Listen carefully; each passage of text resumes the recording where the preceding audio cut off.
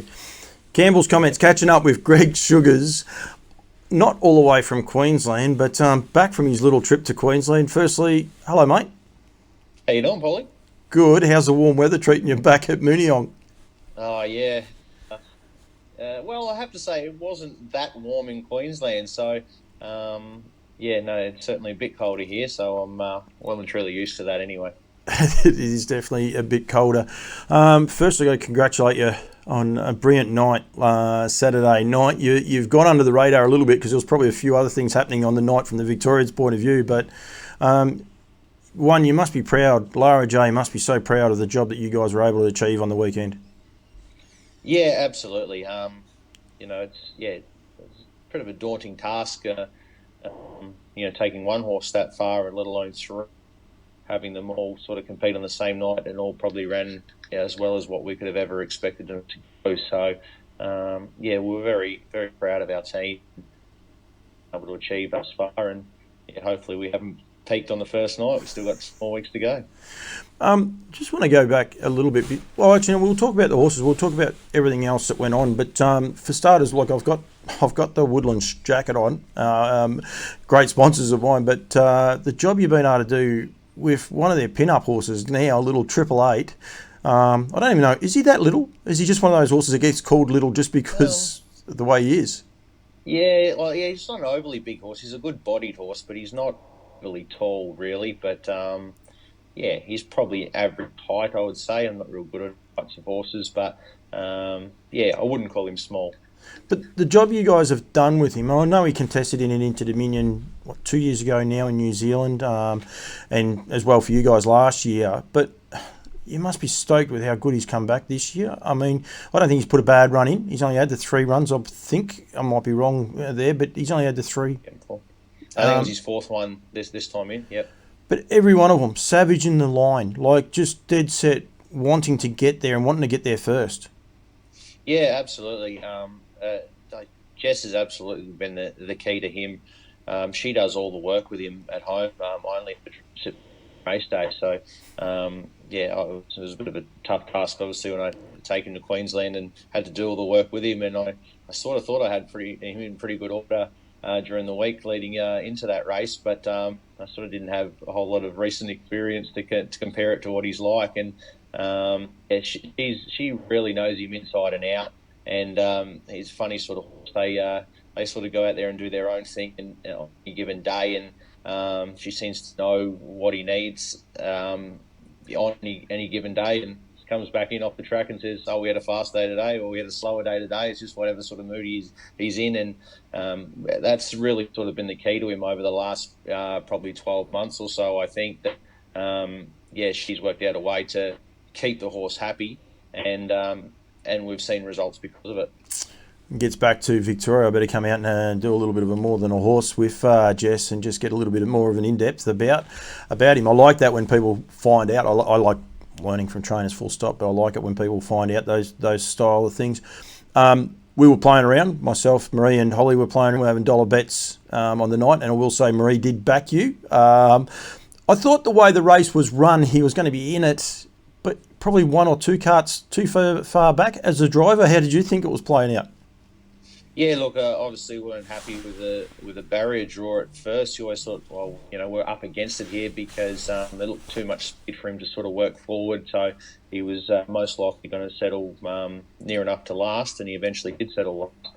So, yeah, going into the race, we sort of thought we're up against it here. But, we weren't sort of just, we never wanted him for a second, just even when we saw the noms, the horses that were in the race, we sort of thought, well, we're as good as most of these, and better than most, really. And yet the betting market never really reflected that, and probably the bad draw didn't help. But we thought we needed an ounce of luck somewhere along the way because of where we were going to settle, and we certainly got that with a truly run race on Saturday night, and he showed that he is up to anything that's sort of in that race, and probably better than most the way he performed. So, we certainly went into it thinking if things went to plan, we could win.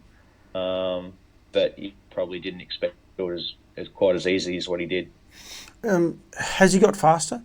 his closing speed, or is it just the way certain races are run? Like I said, like I know Better Eclipse got past him their last start at Melton, but to me, I've never seen him show that sort of high finishing speed. Yeah, look, no, he's always sort of been quite quick, or has been for quite a while with us. And there was, if you go back through probably his runs in Sydney during the Inter Dominion, was probably had him nearly at his best. That campaign, he was getting sort of soft. I was driving him up the fence for most of those heats. I was lobbing good spots, but his individual sectionals, he was running halves in 53. At Menangle, and I think he got home in 25 and a half one day, and he might have ran second in the heat, or third, I think it was, in the second round of heat. So yeah, he's, when things go to plan for him, he's very, very quick for probably 300 metres or so.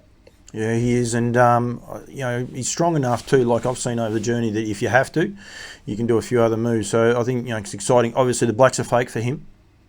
Yeah, Sunshine Sprint first. Both boys are backing up this week. They come through the runs well. That we've decided we're up there. We'll have a crack at all three races. So so Sunshine Sprint this week, and then Blacks are after that.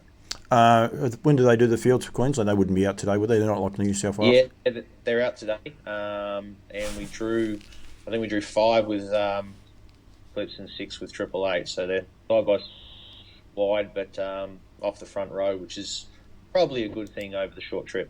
Which way? I know which one you drive. Who drives? Who will drive Triple Eight for you? I'm not sure yet, but I have a discussion with owners tonight as to which way they want to go. So there's probably 3 or 4 names on the short list at the moment. So the end decision will be up to them. She's a good field, isn't it? When you look at them, I just brought it up behind her, and she's an impressive field. But he's going to be in it. Probably just a tricky draw for both your runners, actually. Yeah, exactly. Not sure. Draws can sometimes look good on paper and then turn out to be terrible in the run, and was probably what happened to him. To Triple Eight, at least on Saturday, it didn't look that great on paper, but it turned out to be a great trip in the end, the way the race was run. So it all depends on how this race gets run, but there's some speedsters there over the short trip, and race Albion Park seems to be always hard and fast at any time. So I'm sure this is going to be no exception. We're going to come back to Better Eclipse, because we'll give the owners of Triple Eight their time to enjoy the great time, and that, because it was a great run. Moments like these. What have you done with the barrier draws, mate? Another 6. Like, what? Can't you pick a draw, or how does it work? Yeah, I don't know. I've throughout our career, really, with feature race, we've never really been that lucky with our own runners in races that sort of matter. Having said that, Better Eclipse did come up with Barrier 1 in the Chariots of Fire, which probably went a long way to him winning it that night. So every now and again it does work in your favour, but Jesus, it seems like on the whole that the marbles just don't really fall our way. But as we said the other night with Better Eclipse, just a starting position. So we're just happy to be in these races. And moments like these, she was really good on the weekend. I thought they ran a good second by Jeter, and all things being equal, that's probably as good as she's ever going to do when she's up against a horse like Majida, and I know her all too well, and she is probably just a class above. But we're very proud of her, what she did, because she probably travelled up to Queensland with a bit of a cloud over her with her last run there at Melton, and sort of hummed and ahed there for a week or 10 days before we actually headed off to Queensland, whether she was actually going to go. So that was in the back of our mind, that she wasn't quite 100%, but was improving, improve enough in the week leading up to decision to go, that we said, righto, we'll have a crack with her as well. And she stood up and was counted on the weekend, and thought she probably ran as good as we could hope for. Absolutely. Very proud of her. Yeah, and chasing horse like Majida was one thing, but there was a couple of nice mares behind that couldn't get past her, and she really, again, stuck her head out right on the line. Like she done a great job to hold off. What was it, Yarran Bell? But there was quite a few coming, so it's good that she's improving. So that'll give you a little bit of confidence for the next couple of weeks. Yeah, absolutely. Like, she's raced at a high level all the way along her career, and it's been such an incredible crop of fillies, and that are now, as was all but been stated, plenty of times beforehand. So yeah, she's competed against the best pretty much her whole career, and we're hoping that she's got at least a season or two in her and can compete with in these open races and hold her own. Yeah, definitely. All right, back to the other bloke, Better Eclipse. Brilliant run. You must have been super. The draw cruelled you. Stuck 3 wide for nearly a full lap, Yep. and he just kept saying, "I'm coming. I'll just keep giving and giving." And he just brilliant, wasn't he? Yeah, no, extremely proud of him. Look, I've always thought, he's going to be able to do a bit of work when he needs to in races, and I've sort of protected him all the way along. Last campaign he was going through his grade, throwing him in the deep end. Obviously, he was being driven very conservatively and hitting the line, and unfortunately, that race with the bridge, it never looked like that was sort of going to be an option. So, had to sort of throw him in the deep end and put him into the race to see if he could stand up and be counted. And extremely proud with the way he fought right to the line. Obviously, top of the straight or 200-meter mark that ladies in red to overdrive and kicked away. And at that stage, I sort of thought he's come to the end of his run. And it was Grant Dixon with Leap to Fame sort of followed me up and had side, and I thought he had me on toast for second, but that was probably the most pleasing thing, that when Grant sort of got to his girth, he really dug deep and fought him off and held him strong on the line. So I'm really, really pleased to see him that, because as you say, he did a power of work through the middle stages. His sectionals would have been quite impressive for his last mile tipping. Is that nearly his career best run? I'd say it probably would be.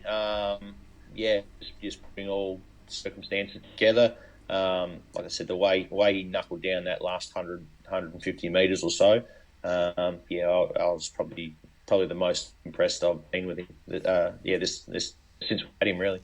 888 proved that you can win from anywhere at Albion Park, and you can, but it is a tough track to be wide. And wide for a long time. That's what I took from it. And not only that, you were 3 wide, then you're in the def without cover, and Nathan Jack drove a beautiful race. He just said, right, let's make it a tough test now, which was, to your detriment, but he still hung on and ran second. So yeah, that's the thing. I was just listening there early in the night. I was just listening after the race, the on-course presenters, and that just saying, well, another fence-dominated race, like we hear a lot of metropolitan tracks. When all the good horses get there, they're quite even fields, and it just seemed to be every race, like the first 5 or 6 races or so, that all the place getters were on the fence. So I'm thinking, I've got a real tough night ahead of me here.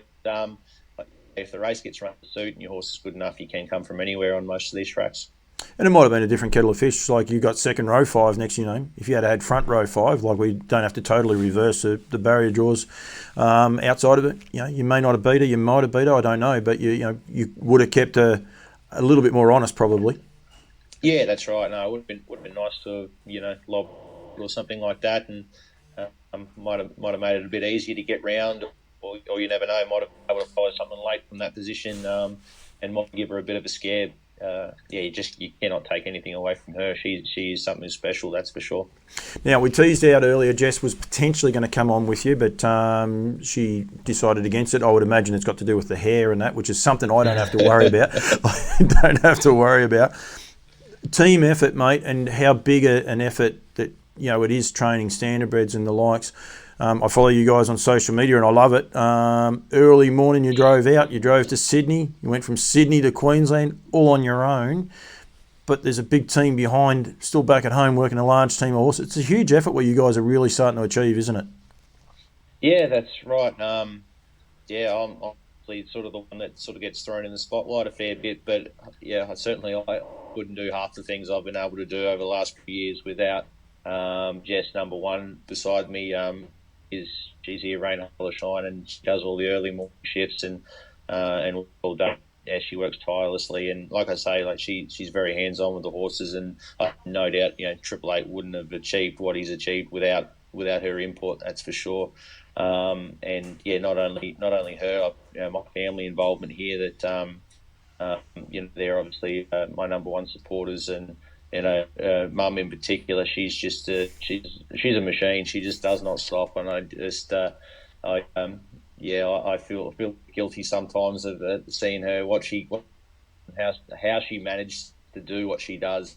it's just beyond me. So, yeah, no, we've got a great team of people around us. And young Bailey McDonough, he stepped up. He's only been for a couple of months now, and yeah, threw him into the deep end, dropping all the stable horses here and getting all my criticism down the lines. Way too. So yeah, no, it certainly is a great team effort here at Larajay Farm, and yeah, we're very proud of what to achieve as a team. It's a big effort, just with Bailey, just quickly, because he's a good driver. He's driven plenty of good horses and all the rest. But all of a sudden, like you said, he's left there and he's got to answer to all the owners and the likes. And you had a bit of idle time up your sleeve, so a little bit more pressure, I suppose, on him. But he has stepped up to it really well, hasn't he? Yeah, no, he's a good kid. He's got a good head on his shoulders, and yeah, drives quite well. So yeah, for someone his age, still a young fella, he's got a whole career ahead of himself.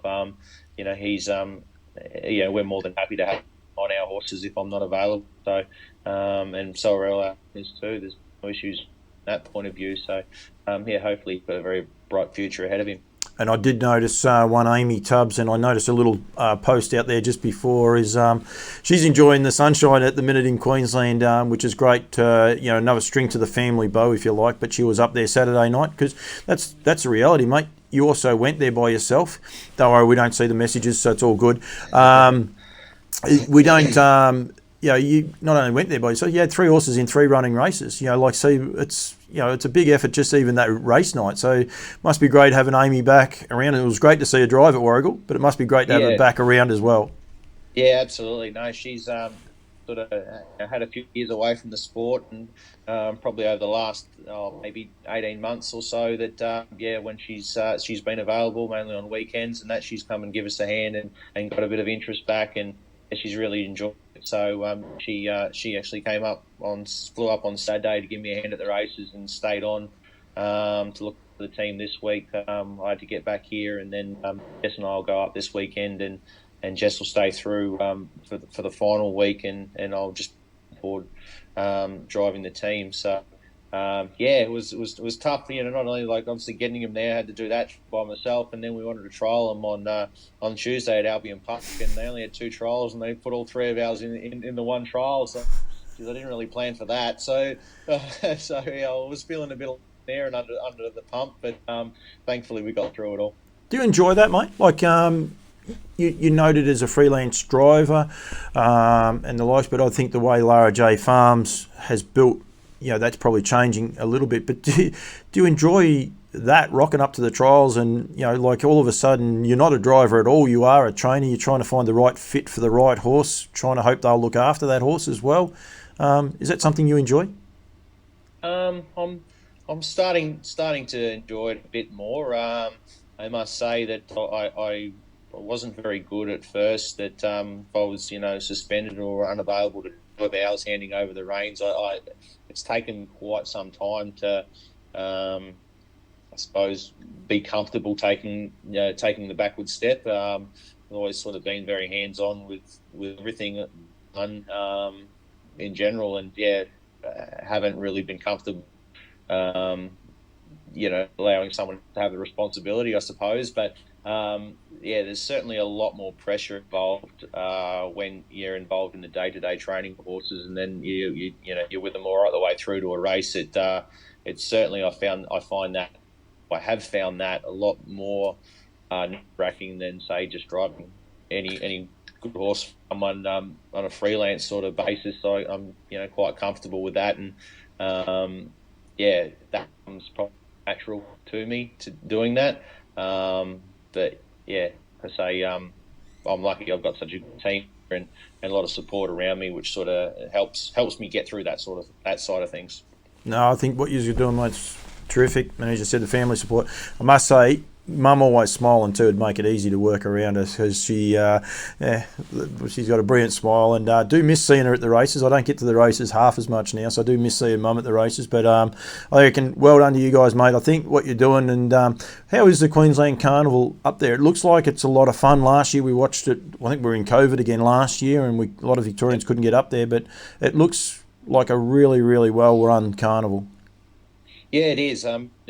The races themselves, the money that they've been able to generate for this it's very impressive. And putting every year, and just talking to people like David Brick and that Saturday night after the races, they've still got more ideas for different races, and even tweak the races that they've got now to make them even more inviting for people to travel and be a part of the carnival. And amount of state people, a lot of trials trainers that are up there at the moment, obviously trying to chase the good money, but probably better weather, and now more Victorians starting to go there. Matty Craven, like, he's been there the last couple of years with teams, and we were unable to go last year, but we Moments Like These up to be a part of it, and this is the first year that we've actually been there ourselves in person. And then of course you've got the Emma Stewart Clayton Duncan team. They're getting involved too. So I think it's something that Queensland have done very, very well, and it's only going to continue to grow. The hard part, I think, for them moving forward is with that many, an influx of so many horses going there, they're going to be hard, for interstate trainers to find places to go, because a lot of the trainers are obviously, have big teams, the local trainers there already, and it's hard to sort of find accommodation for one, yourself, but two, your horses as well. So that could potentially be a bit of a fly in the ointment moving forward, that not enough room for an horse to be there.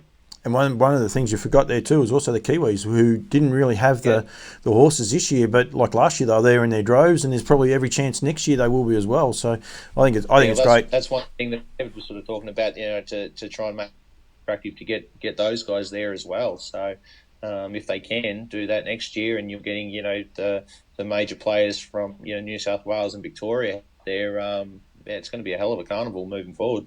And it only makes our sport better, mate, which is what we want. We want to make it bigger and better and enticing, to get owners involved in it. So to have carnivals like that, I think it's great. So well done, Queensland, and everything they're doing. I think they're doing a great job. So, mate, well done you and Jess, and the whole team at Larajay. I think, hats off. The presentation of your horses at races while you've been away is no different to when you're here as well, mate. So I think it stands, basically it is a team effort. Nothing changes when G Sugars is sunning himself. Did you get much sun? No, not really. Like, the first couple of days there, it rained and it was a bit cold, and it was only the last couple of days that the sun came out and we were enjoying some nice weather. So, and I didn't get a lot of downtime to relax, actually, but hopefully we can find a few days, close to the last week. There's a bit of pressure off anyway. Well done, mate. Well done with the win at Triple Eight, but well done, full stop, on the way all three horses performed. I think that's, it's a pretty hard thing travelling. So well done, and thank you very much for joining me. No worries, Paul. Thank you very much.